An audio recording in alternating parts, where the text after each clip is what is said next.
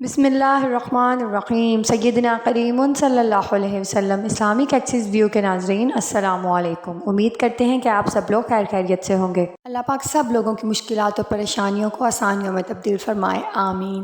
آج ہم آپ کے ساتھ بنی اسرائیل کی ایسی ملکہ کا واقعہ شیئر کرنے والے ہیں جس کو ایک ولی نے بد دعا دی اور وہ کس طرح کتوں کی غذا بن گئی۔ تاریخی واقعہ جاننا چاہتے ہیں تو ہمارے ساتھ اس ویڈیو میں بنے رہیے گا۔ تاریخی کتب میں بہت سے ایسے واقعات درج ہیں جو کہ اسلام سے پہلے گزرے انبیاء کے بارے میں ہیں، جن کو اسرائیلیت کہا جاتا ہے، یعنی ایسی کہانیاں جو کہ بنی اسرائیل کی زبانوں سے سن کر مسلمانوں میں مشہور ہوئیں۔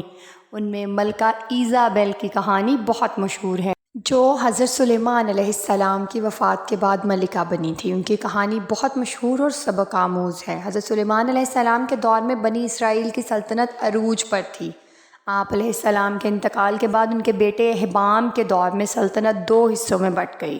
جنوبی فلسطین میں یہودیہ نام کی ایک سلطنت قائم ہوئی، جبکہ شمالی فلسطین میں اسرائیل کے نام سے ایک ریاست کا قیام ہوا۔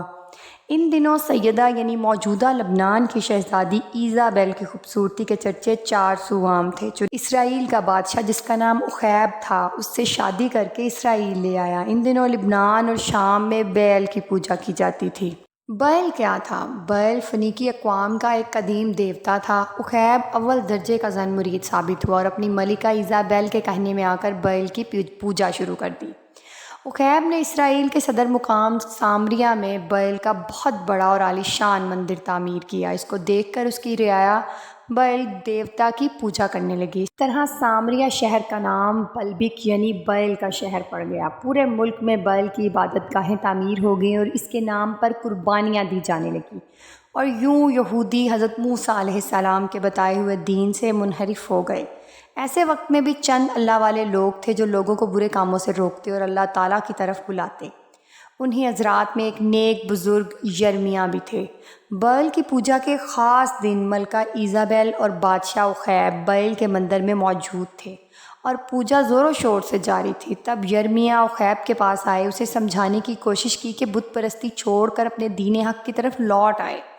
اخیب تو اس بات پر خاموش رہا، مگر ملکہ ایزابل پوجا میں خلل ڈالنے پر بھڑک اٹھی اور اپنے سپاہی کا نیزہ لے کر حضرت یرمیاہ کے سینے میں گھونپ دیا۔ آپ ایک دل خراش آہ کے ساتھ زمین پر گر گئے، مگر آپ کی نظریں بدستور ایزابل پر جمی رہیں۔ آپ نے مرنے سے پہلے ایزابل سے کہا، تو نے مجھے حق گوئی کی پاداش میں مار ڈالا ہے، اب تو انتظار کر جب تو اسی طرح ماری جائے گی اور جنگلی کتے تیرا گوشت نوچ نوچ کر کھائیں گے۔ اس کے بعد زن مرید اخیب اور ایزابل وہاں سے چلے گئے۔ اس واقعے کے بعد اہل ایمان کے حوصلے کافی پست ہو چکے تھے۔ وہ دیکھ چکے تھے کہ ایزابل کا ان بادشاہ پر کتنا اثر ہے۔ وہ خوبصورت ہونے کے ساتھ ساتھ انتہائی مغرور اور سفاک تھی۔ صرف ایک عورت نے ایک پورے بنی اسرائیل کو بت پرستی کی راہ پر ڈال دیا تھا۔ اس کے بعد اللہ تعالیٰ نے حضرت الیاس علیہ السلام کو بنی اسرائیل پر نبی مابعوث کیا۔ حضرت الیاس جیلات شہر کے رہنے والے تھے۔ بائبل میں آپ کا تذکرہ ایلیا کے نام سے موجود ہے۔ آپ سامریہ میں اخیب کے دربار میں تشریف لے گئے اور اسے سمجھانے کی کوشش کی، لیکن اخیب اس کی بیوی نے آپ کی ایک نہ سنی اور کہا کہ اب عظیم بیل ہی ہمارا دیوتا ہے۔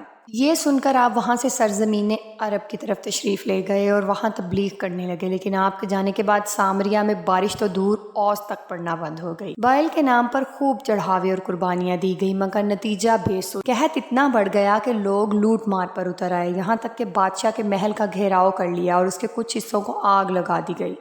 اب بادشاہ انتہائی پریشان ہوا اور حضرت الیاس کو ڈھونڈ کر ان سے بارش کے لیے دعا کی درخواست کی، لیکن یہ بات ایزابل اور بیل کے پجاریوں کو ناگوار گزری اور وہ حضرت الیاس علیہ السلام کی مخالفت پر اتر آئے۔ حضرت الیاس نے تجویز پیش کی کہ تم اپنے معبود بیل کے نام کی قربانیاں دو اور میں اللہ کے نام کی قربانی دوں گا۔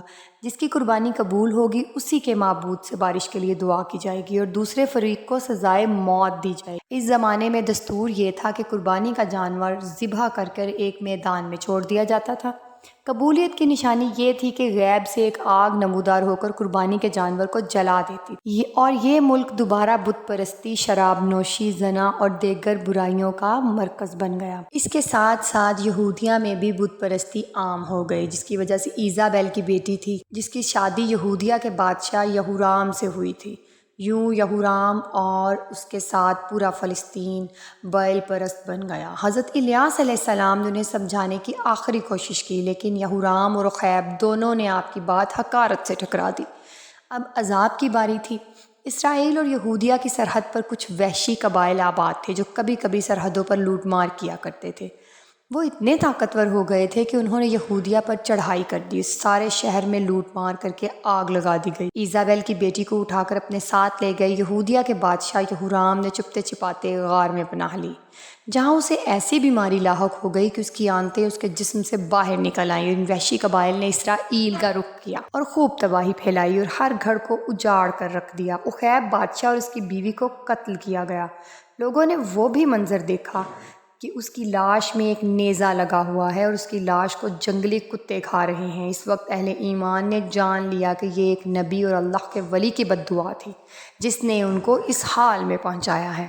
اللہ پاک سے دعا ہے کہ اللہ پاک ہمیں ان واقعات سے سبق حاصل کرنے کی توفیق عطا فرمائے۔ اللہ پاک ہم سب کو اسلام پر قائم رکھے اور ہمیں ایمان پر موت نصیب فرمائے۔ اگر آپ کو ہماری یہ ویڈیو پسند آئی ہے تو اسے لائک شیئر ضرور کیجیے اور اس طرح کی مزید ویڈیوز دیکھنے کے لیے ہمارا channel Islamic Access View subscribe کیجیے۔ جزاک اللہ۔